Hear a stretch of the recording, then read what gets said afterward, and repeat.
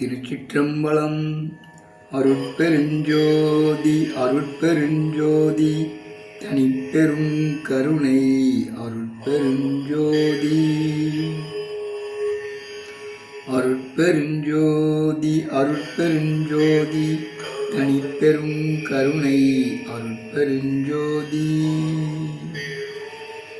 எல்லாம் செயல் கூடும் என்னானை அம்பலத்தே, எல்லாம் வல்லான் தனையே ஏத்து. அருட்பெருஞ்சோதி அருட்பெருஞ்சோதி தனிப்பெரும் கருணை அருட்பெருஞ்சோதி.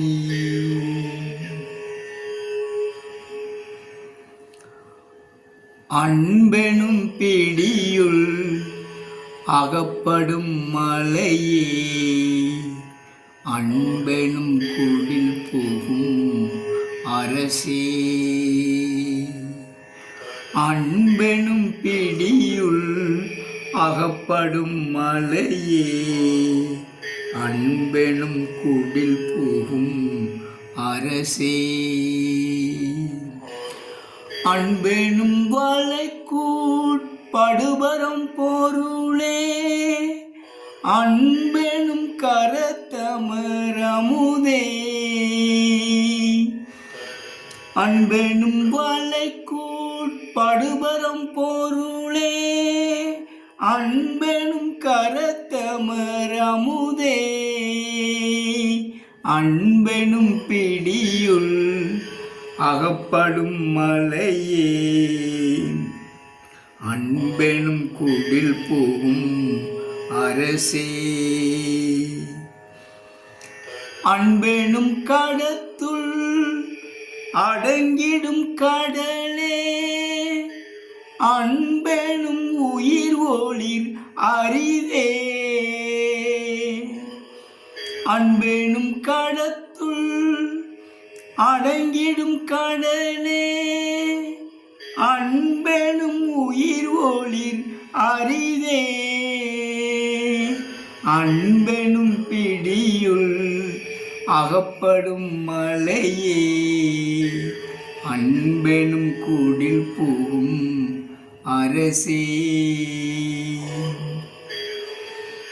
அன்பெனும் அணுவுள் அமைந்த பேரொளியே, அன்பெனும் அணுவுள் அமைந்த பேரொளியே. அன்புருவாம் பர சிவமே, அன்புருவாம் பர சிவமே. அன்புருவாம் பர சிவமே, அன்புருவாம் பர சிவமே. அன்புருவாம் பர சிவமே. திருச்சிற்றம்பலம். அருட்பெருஞ்சோதி அருட்பெருஞ்சோதி தனிப்பெரும் கருணை அருட்பெருஞ்சோதி.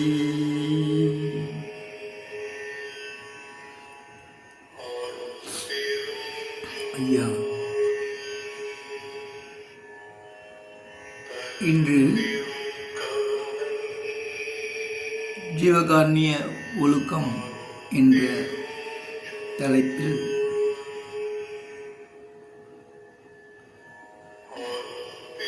நான் உரைக்கும் வார்த்தையெல்லாம் நாயகன்றன் வார்த்தை என்று வள்ளலார் குறிப்பிடுகின்றார். அதே போல நான் உரைக்கும் வார்த்தையெல்லாம் வள்ளலார் உரைக்கும் வார்த்தை. திருச்சிற்றம்பலம். ஜீவகாருண்ய ஒழுக்கத்தில் எந்தவித ஆதாரமும் இல்லாத பசித்த ஏழைகளுக்கு உணவு கொடுத்து அவங்களுடைய கண்ணீர் நீக்குதல், அவங்க பசியை நீக்குதல், அதுதான் ஜீவகாருண்யம் சொல்கிறாங்க. நடந்து நடந்து காலும் சோர்ந்தது, கேட்டு கேட்டு வாயும் சோர்ந்தது, நினைத்து நினைத்து மனமும் சோர்ந்தது. இனி இப்பாவி வயிற்றுக்கு என்ன செய்வோம் என்று கண்ணீர் வடிக்கின்ற ஏழைகளுக்கு ஆகாரம் கொடுத்து அவர்களது பசியை நீக்கி அவர்களது கண்ணீரை நீக்குவதே ஜீவகாருண்யம். வள்ளலார் சொல்கிறது எல்லாமே ஜீவகாருண்யம் தான் முக்கியம். சன்மார்க்கம் சொன்னால் அதுக்கு ஜீவகாருண்யம் அப்படின்னு அர்த்தம். சன்மார்க்கம் அப்படின்னா தெளிந்த உண்மை மார்க்கம். அதில் ஒழுக்க நெறிய முக்கியமானது.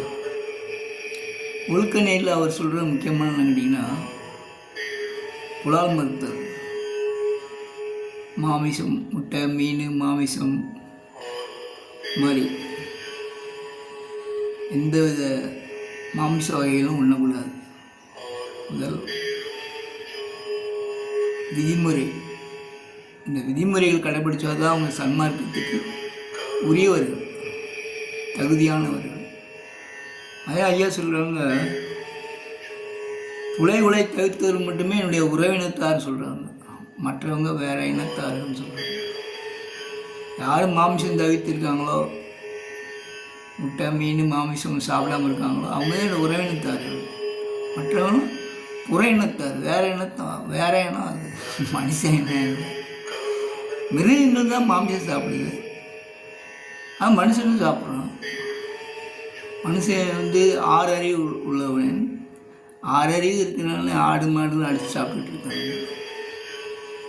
ஒரு கண்ணுக்குட்டி கூட விட பண்ணிக்கிறாங்க. நிறையா பீஃப் பிரியாணின்னு போட்டு சாப்பிட்டுட்டு இருக்காங்க. நல்லா சொல்கிறாரு, அன்பெனும் பிடியுள் அகப்படும் மலையேன்னு சொல்கிறாங்க. அன்பெனும் பிடியுள், அன்புருவாம் பர சிவமே சொல்கிறாங்க. கடவுள் இல்லைன்னு சொல்லவங்க கூட எப்படி சாப்பிடுவோம்? அன்புருவாவும் சொல்லியாச்சு. இதுக்கு மேலே சொல்கிறதுக்கு என்ன இருக்குது? சும்மா கருப்பு செடியை போட்டுட்டு நானா கடவுள் இல்லை, கடவுள் இல்லைன்னு சொன்ன வந்துடுமா? அன்பு இல்லைன்னு சொல்ல முடியுமா? அன்பு இல்லைன்னு சொன்னால் கடவுள் இல்லைன்னு சொல்லிக்கலாம். அன்பு தான் கடவுள். நீங்கள் முடிஞ்ச அளவுக்கு அன்பு காட்டுங்க. ஆனால் மாமிசத்தை அப்புறம் உண்மையான அன்பு சத்தியமாக இருக்காது. அறிவு வழங்காது. ஏதோ வயிற்று பொழப்புக்கு என்ன நீ ஐயா சொல்லுவாங்க, பெட்டி மேல் பெட்டி வைத்து ஆளுகின்றீர், வயிற்று பெட்டியை அடைத்து கொண்டு ஒட்டியில் இருந்தீர்கள். அதாவது நல்லா பணத்தை மாதிரி பெட்டி மேலே பெட்டி வச்சு பேங்க்கில் போகிற பணத்தை போட்டு வச்சுட்டு ஜீவகாருண்யமே இல்லாமல் இருந்தால் ஒரு நாளைக்கு எல்லாத்தையும் அப்படி இப்படி போட்டு அப்படி இப்படி போயிடுங்க. எல்லாத்தையும் அப்படி இப்படியே போட்டு போயிடும். எல்லாம் அப்படி தான் போயிட்டு இருக்காங்க. எத்தனை கோடி ரூபா சம்பாதிச்சு வச்சாலும், எவ்வளோ சொத்து சேர்த்து வச்சாலும், அது என்ன கல்வி கற்றிருந்தாலும் கற்றவரும் கல்லாரும் அழிந்திட காண்கின்னு பேசுனாங்க. படித்தவங்களும் செத்து போகிறாங்க, படிக்காதவங்களும் செத்து போகிறாங்க. என்ன சொத்து இருக்கவங்க செத்து போகிறாங்க, சொத்து இல்லாமல் செத்து போகிறாங்க, எல்லாவும் செத்து போகிறாங்க. ஆனால் இந்த சொத்து நிரந்தரமாக இருக்கும், காலமாக நம்ம கூட வரும். அந்த எதுவுமே வராது, கூட வராது, அண்ணா கயிறு மட்டும் தான் வரும், எதுவுமே வராது. ஆமாம், கடைசியில் தங்கம்லாம் வராது. ஐயாவோட சொல்கிறாங்க, மூக்குத்தி போடணும்னு சொன்னேன். ஐயா மேலே மூக்கில் ஒரு ஓட்டை போட்டு விட்டுருப்பார்ல, அதே மாதிரி காதில் கம்மல் போடணும்னா காதில் ஒரு 2 ஓட்டை போட்டு விட்டுருப்பார்ல. அவரை ஏன் நீங்கள் வீணாக போயிட்டு ஓட்டை போட்டு கம்மல் போடுக்கிறீங்க, அவரை மூக்குத்தி போடுக்கிறீங்க அப்படின்னு சொல்கிறாங்க. அது அதனால் வள்ளலார் பொறுத்தளவுக்கு ஜீவகாருண்யம் முக்கியம். அவங்களுக்கு அதாவது சாகிற மாதிரி இருக்கவங்க கூட சொல்கிறாங்க, அவங்க கூட நேரம் கொஞ்சம் தெளிவு சரி இனிமேலாம் ஜீவகாருண்யம் பண்ணுவோம், இருக்கிற ஜீவகாருண்யம் பண்ணுவோம் அப்படின்னு சொல்லிட்டு அது விரதமாக எடுத்துக்க சொல்கிறாங்க. விரதமாக எடுத்து 3 நாள் விரதம், 4 நாள் விரதம், அப்படி காலமெல்லாம் விரதம். அது முக்கியம். சைவ உணவு தான் சாப்பிடணும், அது மாற்றம் ஒன்றும் கிடையாது. அது அடிப்படை விதிமுறை. மாமிசம், முட்டை, மீன், மாமிசம் சாப்பிடக்கூடாது. அது அடிப்படை விதிமுறை. இதில் அவர் சொல்கிறார், சாகிற மாதிரி கிடந்தால் கூட நீங்கள் வந்து ஜீவகாரியம் பண்ணுங்க சொல்கிறாங்க. ஆமாம், அப்போயாவது அவங்களுக்கு வந்து நல்ல ஒரு அடுத்த பிறவியாக நல்ல மனுஷ பிறவியாக படி சைவ பிறவியாக கிடைக்கும். ஆனால் 100க்கு தெரிஞ்ச அளவுக்கு ஒரு 95% இருக்கும். நீங்கள் 95% மேலே தான் இருக்கும். எல்லாமே மாமிசம் சாப்பிட்றாங்க. எல்லாம் படிப்படியாக மாறணும்னு ஐயா சொல்கிறாங்க, வள்ளலார் சொல்கிறாரு. அது காலப்போக்கம் நடக்கும்னு நம்ம நம்புகிறோம். அதே மாதிரி ஒவ்வொரு மனுஷனுக்கும் துன்பம் வருது. அதாவது ஒரு மனுஷன் கண் தெரியாமல் வாழ்கிறாங்க. சரி, கண் இருந்தும் இடையில கண் போயிடுது, அப்போ கால் போயிடுது, விபத்து நடக்குது, ஆக்சிடெண்ட்டு கூட சொல்கிறாங்க. ரொம்ப முக்கியமானது தற்கொலை பண்ணிக்கிறது. தற்கொலைக்கு ஈக்குவலாக அதுக்கு சமமாக வந்து ஆக்சிடெண்ட் நடக்குதுதான். 1.5 லட்சம் பேர் சாகுறாங்கன்னு சொன்னால் 1.5 லட்சம் பேர் தற்கொலை பண்ணி சாகுறாங்க. என்ன காரணம்? கடவுள் மேலே நம்பிக்கை இல்லை. கடவுள் எப்படியா நம்ம காப்பாற்றுவார். எத்தனை குடும்பத்துக்காரவங்க குடும்பத்தோடு தற்கொலை பண்ணிக்கிறாங்க. ஏன் அப்படி நடக்குது? கடவுள் மேலே நம்பிக்கை இல்லை. கடவுள் எப்படியா நம்ம காப்பாற்றுவாருன்னு நம்பிக்கை இருந்துச்சுன்னு சொன்னால் அது ஒரே நம்பிக்கையாக வந்து இருக்கணும். நம்பிக்கை ரொம்ப முக்கியமானது. அதே மாதிரி திருக்குறள் சொல்லுவாங்க, பெரியவர்களுக்கு துணைக்கோடன்னு சொல்லுவாங்க. பெரியவங்களோட சேர்ந்து இருக்கணும். அப்போ அவங்க அறிவுரை சொல்லுவாங்கள்ல. ஒரு குடும்பத்தில் வந்து தற்கொலை பண்ணிக்கிட்டு முடிவு பண்ணி இப்போ பேப்பரில் போடுறாங்க, குடும்பத்தோட தற்கொலை. காரணம் என்ன கேட்டால் கடன் தொல்லை அப்படின்னு சொல்லுவாங்க. என்ன பெரிய கடன் தொல்லை? என்ன கோடிக்கணக்கில் பேங்க்கில் கடன் வச்சுட்டு வெளிநாடு ஓடி போயிடுறாங்க. என்ன செய்ய முடியும்?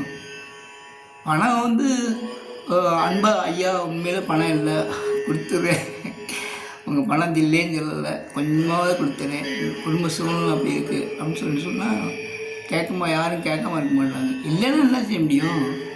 தக்காளி இல்லாமல் இது பண்ணுவாங்க. இப்போ கூட அங்கே கவர்மெண்ட்லேருந்து ஒரு உத்தரவு போட்டாங்க, யாரும் போய் யாரும் தற்கொலை பண்ணிக்கிற அளவுக்கு என்ன கடன் கேட்டு மிரட்டக்கூடாது. அப்படி மிரட்டினாங்கன்னா அவங்கள கைது செஞ்சிடுவோம் அப்படின்னு சொல்லுவாங்க. அதாவது தற்கொலை பண்ணுற அளவுக்கு அவங்க போய் ஆழ்த்தம் கொடுக்கக்கூடாது, மனசு வேதனைப்படுத்தக்கூடாது அப்படின்னு தான் அங்கே வந்து கவர்மெண்ட் உத்தரவு கொடுத்துருக்காங்க. தமிழ்நாடு கவர்மெண்ட் முக்கியமாக தமிழ்நாடு கவர்மெண்ட்டை பொறுத்தளவுக்கு பாராட்ட வேண்டிய ஒரு விஷயம் என்ன கேட்டிங்கன்னா, இத்தனை மணிக்கு சத்துணவு ஆரம்பித்தாங்க. காமராஜர் வந்து மதிய உணவு ஆரம்பித்தார். அப்புறம் எம்ஜிஆர் அவர்கள் வந்து சத்துணவு போட்டாங்க. அப்புறம் கலைஞர் கருணாநிதி அவர்கள் வந்து நல்லா மஞ்சள் வெள்ளை மஞ்சள் துண்டு போட்டு வெள்ளை ட்ரெஸ் வெள்ளை உடையோட சன்மார்க்க கொடியை அவங்க வந்து அறிவித்தாங்க. அவங்க இந்திய அளவில் ரொம்ப புகழ் வாய்ந்தவங்களாக இருந்தாங்க.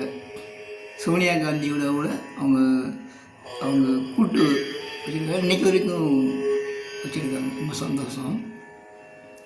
அவங்க செஞ்ச முக்கியமானது வந்து என்ன கேட்டிங்கன்னா, ஒரு நல்ல விஷயம் என்னென்னா, மதிய உணவு போட்டாங்க, சத்துணவு அடுத்து தொடர்ந்து நடந்துகிட்டு இருந்துச்சு.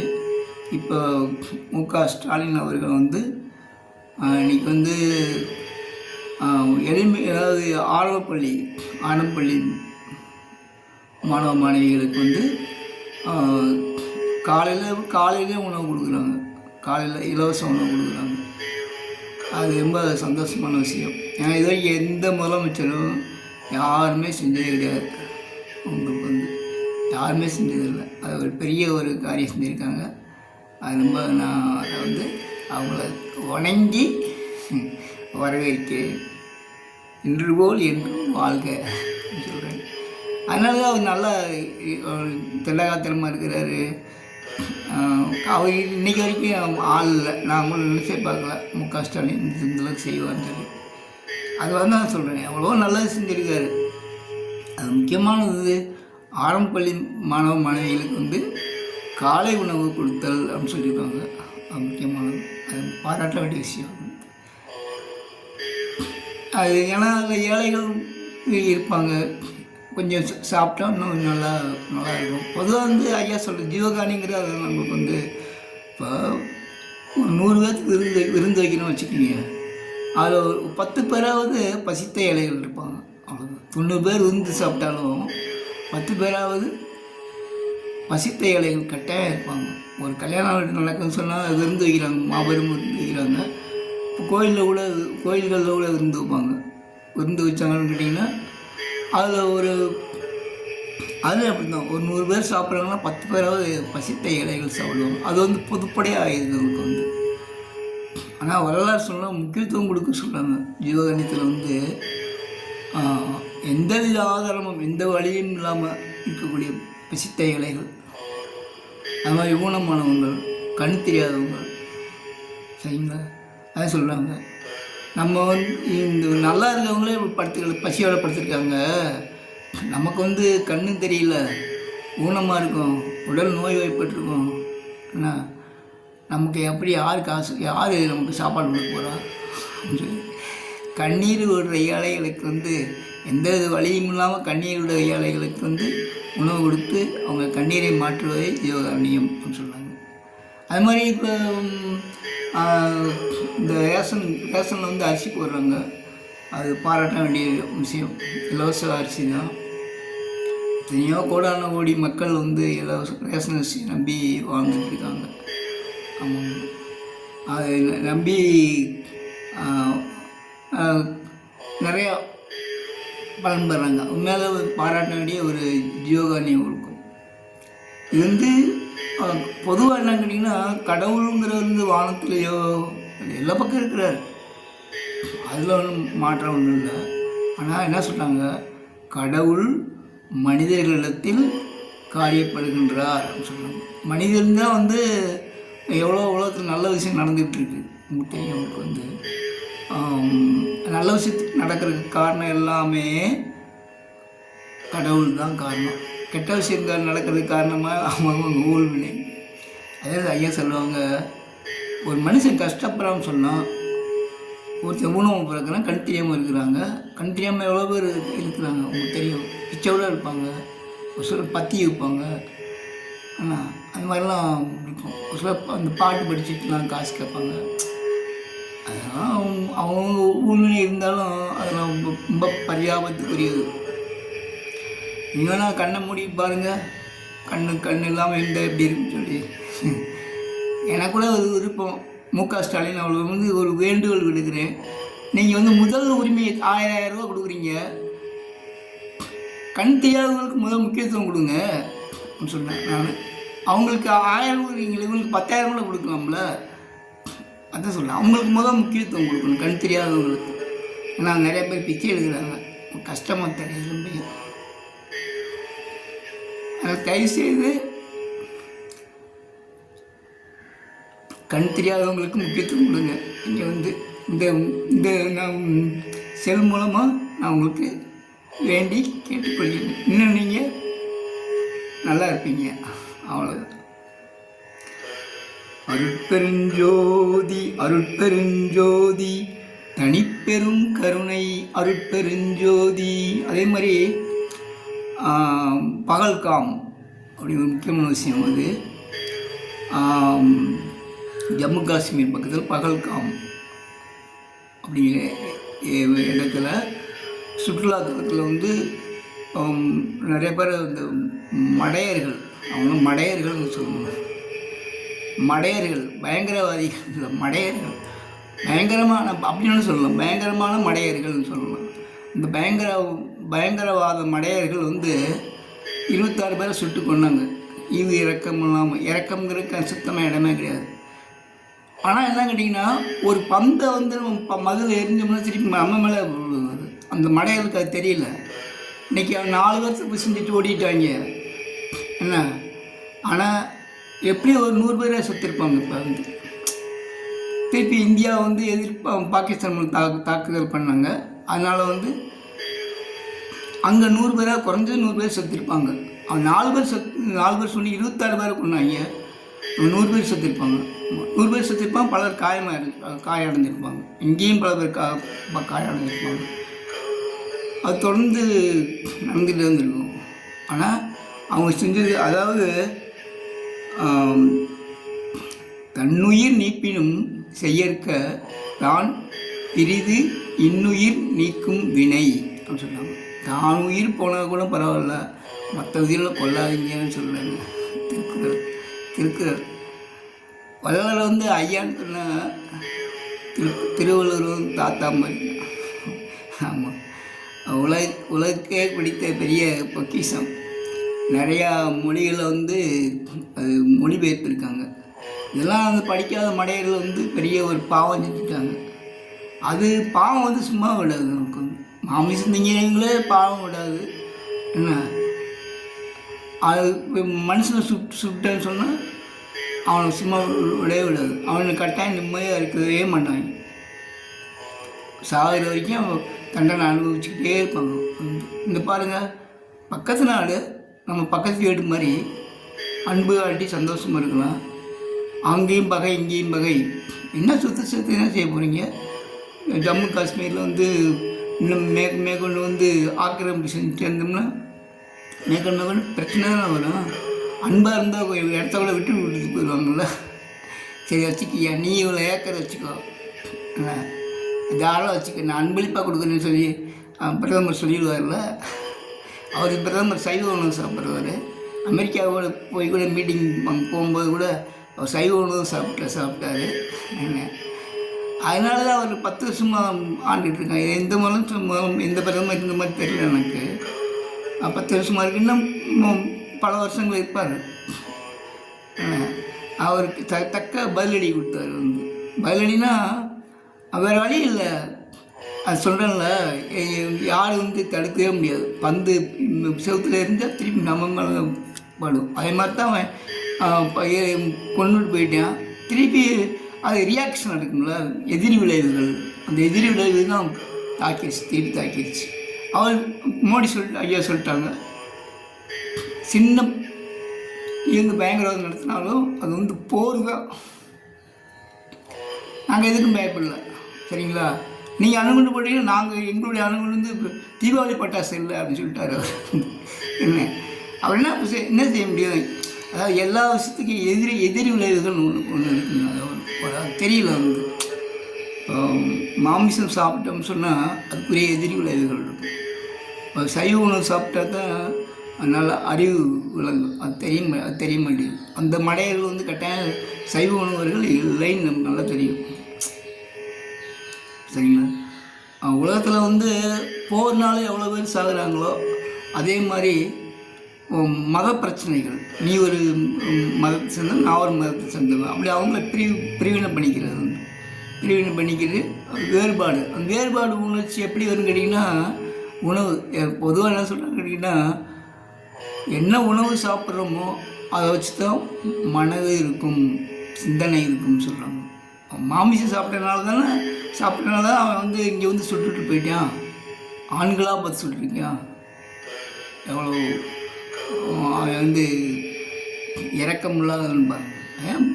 பயங்கரவாத மடையர்கள் அப்படின்னு சொன்னால் தான் அது வந்து பொருத்தமாக இருக்கும். அதனால் அது தொடர்ந்து அவன் தப்பு செஞ்சான்னு சொன்னால் எதிரி விளைவு இருக்கத்தான் செய்யும். அது வந்து திருக்குறளில் வந்து எந்த உயிரிலும் வள்ளலார் சொல்கிறார், எந்த உயிரிலும் கொலை செய்யக்கூடாது, புலால் சாப்பிடக்கூடாது அப்படின்னு சொல்கிறாங்க. எந்த உயிரிலும் கொலை செய்யக்கூடாது தான். ஆனால் எதிரி விளைவுன்னு ஒன்று இருக்குங்கள, ரியாக்ஷன் சொல்கிறேன். ஒன்று செஞ்சால் அதுக்கு பதில் கிடைக்கும். அதாவது கையை வந்து ஓங்கி தலையில் அடித்தோம்னா கை வலிக்கும் இல்லையா? அவன் ஓங்கி அடிச்சிட்டியா, திருப்பி அடி வாங்கிட்டான்ல, அவன் 4 பேர் சுட்ட வச்ச திருப்பி சாகலைன்னு தெரியாது. ஆனால் அவன் காலமெல்லாம் வேதனைப்படுவான். அதில் எந்த மாற்றமும் கிடையாது. மாம்சம் சாப்பிட்றவங்களே வந்து ஆக்சிடென்ட் செத்து போகிறாங்க, துர்மரணம் திடீர்னு செத்து, ஹார்ட் அட்டாக்கில் செத்து போகிறாங்க, பல இதில் திடீர்னு செத்து போகிறாங்க. எவ்வளோ விபத்துக்கு நடக்குது. காரில் போகும்போது குடும்பத்தோடு செத்து போகிறாங்க. இதெல்லாம் காரணம் வந்து அடிப்படை காரணம் வந்து மாமிசம் சாப்பிட்றாங்க. அது தெரியல, யார் சொல்லுவாங்க? அவங்களுக்கு வந்து அதெல்லாம் சொன்னார், மாமிசம் சாப்பிடாதீங்க, முட்டை மீன் மாமிசம் சாப்பிடாதீங்க நல்லா சொன்னார். ஆனால் கேட்குறாங்க, அப்படிலாம் இல்லை, கேட்காம இல்லை. ஆனால் மெதுவாக போய்கிட்டே இருக்குது, ஒன்று ஒன்றா போய்கிட்டே இருக்காங்க. இப்போ பரவலாக வந்து வரணும், குடும்பமே வந்து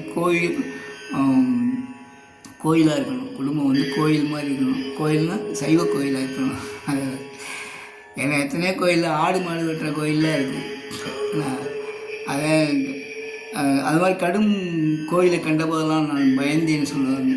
அது மாதிரி ஆடு மாடை பிடிச்சிட்டு போகும்போதெல்லாம் எனக்கு கவலையாக இருந்துச்சு. ஐயா சொல்லுவாங்க, ஆடு மாடு, அதாவது ஊர்வலம் போகிறீங்க, ஆடு மாடு ஆட்டையும் கூட்டிகிட்டு போகிறீங்க, என்ன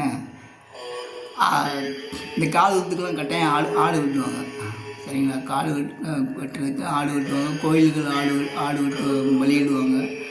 பலியிடக்கூடாதுன்னு ஐயா சொல்கிறாங்க. எல்லாமே இரக்கத்தின் அடிப்படை தான். நமக்கு வந்து இரக்கமாக இருந்தாவே நோய்கள் வராது. நமக்கு வந்து மனுஷன் வந்து என்ன காரணம் நோய் வருதுன்னு கேட்டிங்கன்னா, இரக்கமெல்லாம் போச்சு. கொரோனா ஒரு உலக அளவில் இப்போ கூட பரவிட்டுன்னு சொல்லிகிட்டு இருக்காங்க. புயல் வந்துச்சு, லட்சக்கணக்கான பேர் அழிச்சிருச்சு உலகத்தில்.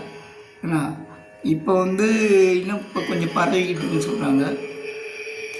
அப்போ வந்து அது காரணம் வந்து ஜீவகாரணியும் கிடையாது. இப்போ ஒரு மாமிசம் சாப்பிட்ற ஆளுங்க, சரிங்களா, பசித்த ஏழைகளுக்கு உணவு கொடுக்கணும்னு நினைக்கிறது இல்லை. இவங்களா பணத்தை சம்பாரிச்சு பேங்க் மேலே பேங்க் போட்டு கடைசியில் அப்படியே பேங்கில் போட்டு அப்படியே போயிட்டு வாரிசுக்கு எடுத்துருப்பாங்க, வாரிசு செலவழிச்சிட்ருப்பாங்க. அப்புறம் அவங்களும் ஒரு காலத்தில் அப்படியே வச்சுட்டு போக வேண்டியதெல்லாம் எதையுமே எடுத்துகிட்டு போகிறது இல்லைல்ல. ஒரு ரூபா கூட எடுத்துகிட்டு போக முடியாது, எல்லாமே போயிட வேண்டியது அவங்களுக்கு வந்து. அதே மாதிரி இந்த மாட்டுகிட்டேருந்து கண்ணுக்குட்டியை பிரிப்பாங்க. காரணம் என்னன்னு கேட்டிங்கன்னா, ஆண் கண்ணுக்குட்டினா தேவையில்லை அப்படின்னு சொல்லிட்டு அது பால் குடிக்கிற கண்ணுக்குட்டியா, அப்போ தான் பிறந்த கண்ணுக்குட்டியாக கூட இருக்கும்.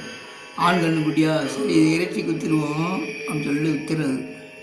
அவங்க வாங்கிட்டு போகிறவங்க வந்து இறைச்சிக்கு தான் பால் குடி கண்ணுக்குட்டியை கூட இறைச்சி கொடுக்குறாங்க. அதனால தான் ஐயா சொன்னாங்க, பால் மோர் தயிர் சேர்க்குறவங்க வந்து அளவாக வச்சுக்கோங்க. பால் மாட்டுக்கு, அதாவது மாடு பால் கறக்குன்னு சொன்னால் கண்ணுக்குட்டி விட்டுட்டு பாலை கொடுங்க அப்படின்னு சொல்கிறாங்க. முதல் கண்ணுக்குட்டிக்கு பாலை கொடுங்க, அதுக்கப்புறம் நீங்கள் வந்து மிச்சத்தை நீங்கள் கறந்து விடலாம்னு சொல்கிறாங்க. ஆனால் இப்போ அப்படி இல்லை, ஒட்டை கறந்துடுறாங்க. வெறும் காம்பத்தை மாட்டை கண்ணுக்குட்டியை விடுறாங்க. அது ஏதோ சாப்பிட்டுட்டு அவரை வேகமாகவே புல்லை போட்டு இந்தியா போட்டு சமாளித்து வளர்க்குறாங்க. அதோட அதாவது பொட்டை கண்ணுக்குட்டி இருந்தால் தான் அது வந்து வளர்ப்பாங்க. ஆண் கண்ணுக்குட்டியெல்லாம் பெருமை வளர்க்குறதில்ல. காங்கேயம் காளையை மட்டும்தான் வளர்க்குறாங்க முக்கியமாக. அது வந்து ஜல்லிக்கட்டு, அது ரொம்ப பாராட்ட வேண்டிய விஷயம். ஜல்லிக்கட்டுன்னு ஒன்று இருக்கிறதுனால தான் வந்து பல காங்கேயம் காளை, முக்கியமாக காங்கேயம் காளைங்க, மற்ற ஜாதி காளைகள் இல்லை. எல்லா காளைகளுமே இறைச்சிக்கு தான் போகுது.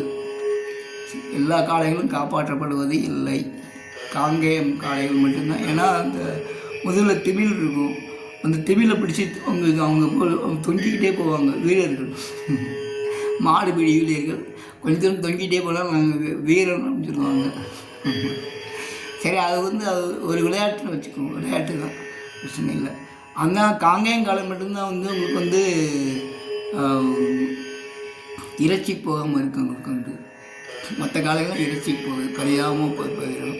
அதில் வந்து அவங்க வந்து காங்கேயம் காளையில் வந்து இறந்துட்டாவில் அவங்க சாமி கும்பிட்டு அதை புதைச்சிடுவாங்க. அதுதான் அது அந்தளவுக்கு பாராட்ட வேண்டிய விஷயம். அது கூட ஏதோ ஒருத்தர் வந்து தடுத்தாங்க, காளைகளை வந்து ஜல்லிக்கட்டு விடக்கூடாதுன்னு சொன்னாங்க.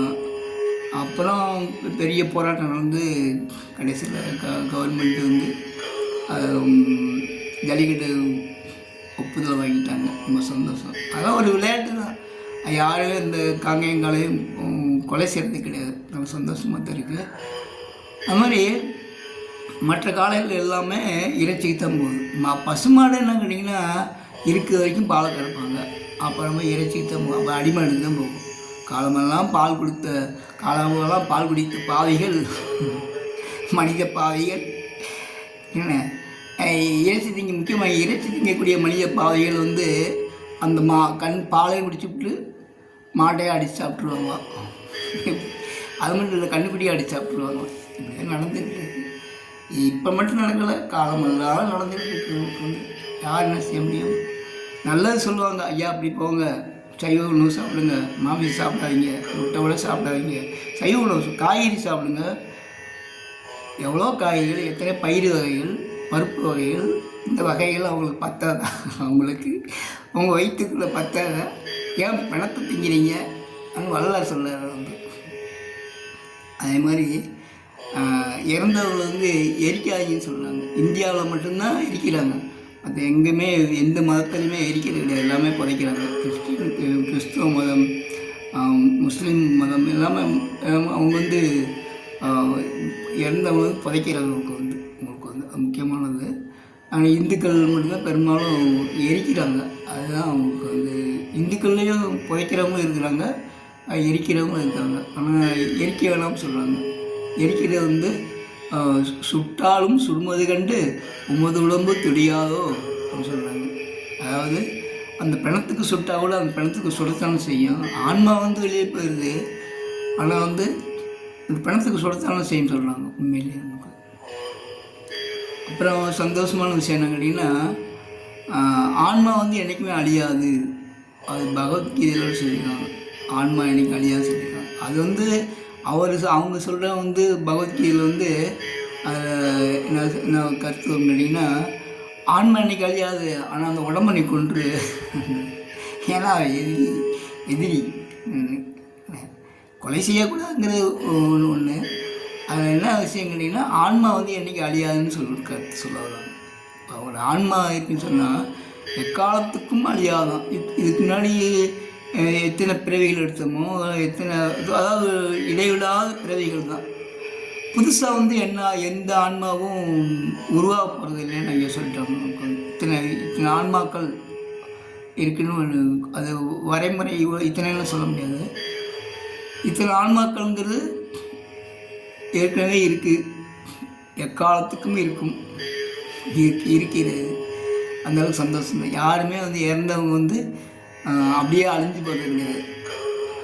ஆன்மாவும் மனுஷனுக்குள்ளே இருக்குது, அது புருவ மத்தியிலே இருக்குது. அவங்களுக்கு புருவ மத்தியில் தான் ஆன்மா இருக்குது. அவங்களுக்கு மற்றதெல்லாம் உடம்பு தான் அவங்களுக்கு இதில் அந்த உடம்பை நல்லபடியாக பராமரிச்சுக்கணும். உடம்பை பொன்போல் பாதுகாத்து கொள்ளுங்கள் சொல்லுவாங்க. உடம்புல எப்படி தீபத்துக்கு சமமாக சொல்லுவாங்க. எப்படி தீபத்துக்கு எண்ணெய் ஊற்றணுமோ, எண்ணெய் ஊற்றினா அந்த எண்ணெய் தான் ரத்தம் அப்படின்னு சொல்லுவாங்க. உங்களுக்கு அந்த தீபம் தான் ஆன்மா அப்படின்னு சொல்லுவாங்க. திரி விந்து அப்படின்னு சொல்லுவாங்க. அது எல்லாம் சரியாக இருந்தால் தான் உடம்பு ஆரோக்கியமாக இருக்கும். அந்த மாதிரி அப்புறம் அளவாக சாப்பிடுங்க, அளவாக போகம் பண்ணுங்க, எல்லாமே சொல்லியிருக்காங்க. சுடுதண்ணியை குடிக்கணும், சுடுதண்ணியை குடிக்கவும் செய்யணும், அது ஆரோக்கியமாக இருக்கணும்னாங்க.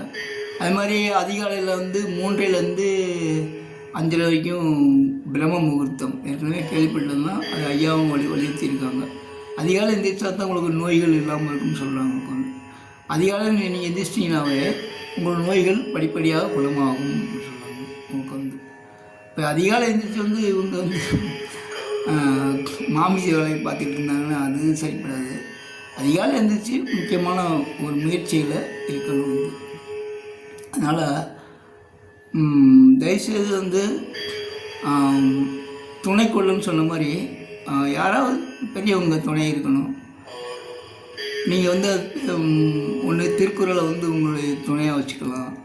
திருவள்ளுவா படிச்சிங்கன்னா மனுஷனுக்கு ஆறுதல் கிடைக்கும். மன அழுத்தம் சொல்லுவாங்களே, ப்ரெஷர், மன அழுத்தம், அதனால் கூட நிறைய பேர் தற்கொலை பண்ணிக்கிறாங்க, கவலைப்படுறாங்க. அது மாதிரி மனநலம் பாதிப்பு இந்த மாதிரிலாம் இருக்கணும். நிறைய பேர் உங்களுக்கு தெரியும், உங்களுக்கு மனநலம் பாதிப்புனால அப்படியே புலம்பிகிட்டே இருப்பாங்க. அவங்க புலம்பிகிட்டு இருக்கும்போது அவங்க மனநலம் பாதிக்கப்பட்டவங்க, அழுக்கு சட்டை போட்டிருப்பாங்க, பிச்சை எடுப்பாங்க, இதெல்லாம் மனநலம் பாதிக்கப்பட்டவங்க. அவங்க என்ன செய்ய, நல்லா இருந்தாங்கன்னா நல்லா வேலைக்கு போகலாம், சம்பாதிக்கலாம். ஆனால் மனசு சரியில்லாமல் போச்சு. அதனால் பலர் அது வரைக்கும் பாதிக்கப்பட்டிருக்காங்க. அதனால் பெரியவங்களோட துணை கொள்ளுங்கள் அப்படின்னு ஐயா சொல்கிறாங்க. முக்கியமாக நீங்கள் வந்து வள்ளலார் சத்துக்கு முக்கியமாக சைவ உணவு எந்த சாமியாக இருந்தாலும் சைவ உணவு சாமியை கும்பிடுங்க. சரிங்களா? எம்மதமும் சம்மதம் தான் ஐயா சொல்கிறாங்க. சம்மதம் தான், எல்லா மதம் சம்மதம் தான். ஆனால் சைவ உணவு சாப்பிடணும், அதே முக்கியமான. நீ கிறிஸ்துவ இருங்க, முஸ்லீமாக இருங்க, எந்த மதத்தில் இருங்க, ஆனால் சைவ உணவு சாப்பிடுங்க, அதுதான் சரிப்படும். சரிங்களா? ஏன்னா சைவ உணவுங்கிறது மத ஒன்றும் கிடையாதுல்ல, தனிப்பட்ட கடவுளும் கிடையாதுல்ல, நல்வழி, அதே சன்மார்க்கம், ஜீவகாருண்யம். திருச்சிற்றம்பலம். அருட்பெருஞ்சோதி அருட்பெருஞ்சோதி தனிப்பெரும் கருணை அருட்பெருஞ்சோதி. நன்றி நன்றி நன்றி நன்றி. திருவருட்பிரகாச வள்ளலார் அவர்களுக்கு நன்றி. அருட்பெருஞ்சோதி ஆண்டவருக்கும் நன்றி நன்றி நன்றி. கோடான கோடி நன்றி, எண்ணிக்கையற்ற நன்றி நன்றி நன்றி. இதை பார்க்கும் அனைத்து நல்ல உள்ளங்களுக்கும் நன்றி நன்றி நன்றி. என்னால் உங்களுக்கு நன்மை கிடைப்பது சத்தியம் என்று வள்ளலார் கூறியிருக்கின்றார். ஆனால் வள்ளலாரை சிக்கன பிடித்து கொள்ளுங்கள். திருச்சிற்றம்பலம். அருட்பெருஞ்சோதி அருட்பெருஞ்சோதி தனிப்பெரும் கருணை அருட்பெருஞ்சோதி அருட்பெருஞ்சோதி அருட்பெருஞ்சோதி தனிப்பெரும் கருணை அருட்பெருஞ்சோதி. திருச்சிற்றம்பலம்.